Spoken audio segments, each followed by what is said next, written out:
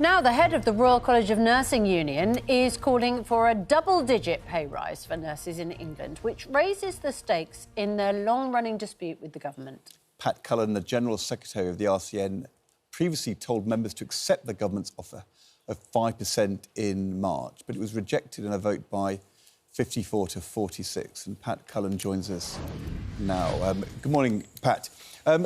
The Times reports today nurse leader criticised for pay U-turn. It has the government Minister Grant Shapps saying Pat Cullen just recently was encouraging her members to settle for the pay rise that was on the table. It's frankly rather confusing now that she seems to be coming back and saying the opposite. Now, obviously, it's your job as the RCN leader to represent the views of your members but also to be able to do that credibly in a negotiation. You're clearly now representing their views. You're now calling for a double-digit pay rise. Is it possible for you personally, credibly, to lead those negotiations with the government, given that you're now advocating the opposite of what you were calling for before? Well, look, let's put it in context. Tens of thousands of nurses voted to reject the pay offer that the government put on the table. And what was the offer? It was 9% over 2 years consolidated. And our members are saying that 9% is not enough and we need to add to it and put more money on the table. And that's what we're asking government to do.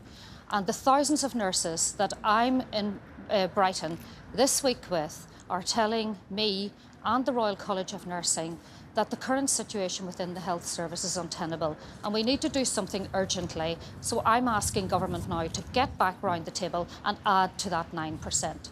I'm sure that that is a very accurate description of what nurses want. They don't think 5% plus £1,655 a year as a settlement now is fair. They want more. The question I was asking, though, is not whether they want that or whether that's fair or not. I was asking whether you personally can credibly go into a negotiation, bang at the table and demand more than the settlement that you previously told the government was reasonable and fair and advocated that your members support. I'm just wondering whether it's you who can lead that negotiation now. No, it's 9% consolidated over 2 years. Our members are saying that will not address the recruitment and retention issues within the NHS. And we'll hear many debates over the next week just about the conditions that our nursing staff are working in. They're harrowing to listen to. They're harrowing for our nurses. It's harrowing for our patients. And we need to address the absolute crisis that we're in within the health service and the crisis that our nursing staff find themselves in. Every one of us throughout our lives will need a nurse. Our nurses, and we'll hear from them this week, many of them living in poverty and having to leave the profession simply because they can no longer afford to stay in it.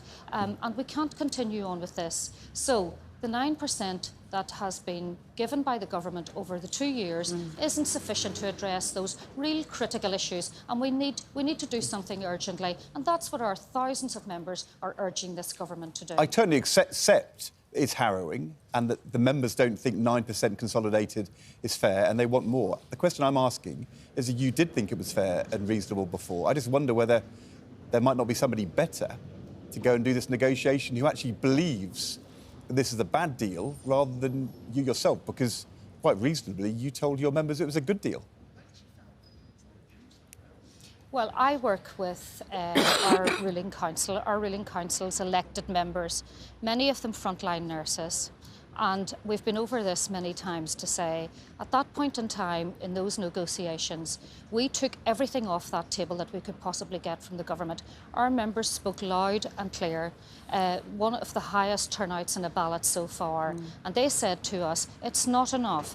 It won't address, it'll address short-term measures within the health service, but it will not address the long-term challenges that we have got. And I'm listening to them, and they obviously have spoken up very loud and clear. 300,000 of them and they want to get back round the table with government and let's reopen negotiations. That's what I'm focused on. That's what I'm focused on with thousands of members that I'll have the privilege of listening to over the next number of days. OK, so originally you were pushing for a 19% pay rise.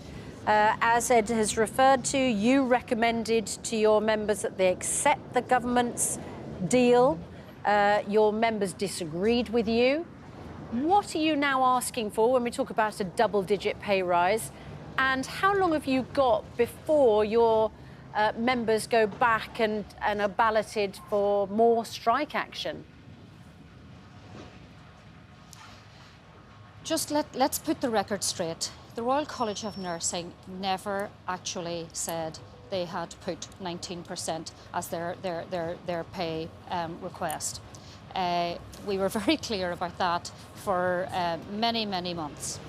We said that we needed a decent pay offer that would absolutely address the recruitment and retention issues within the NHS. This pay offer doesn't do that. That's been very clear from our members. Now we need to get back round the table and address those issues. And we need to do it urgently so that our members don't have to be balloted again on the 23rd of May. That's when the Royal College of Nursing will open that ballot. And then our members will have their voice again. But we can stop that. We do not need to be going into the winter months on strike action again with our members. We actually should be able to resolve this now, get round the table and do it for nursing and do it for patients. OK, so the government has 8 days to prevent another nurses' strike. Well, our ballot will open on the 23rd of May, Suzanne, and it will close then a month later on the 23rd of June, around that time. So there's a period now where I have written again to the Secretary of State to say, please, let's reopen negotiations. Let's get round the table. Let's sit down and talk about how we will address those really critical issues for nursing staff and for patients. And then let our nursing staff get back to their work. Pat Cullen, thank you very much indeed, leader of the Royal College of Nursing.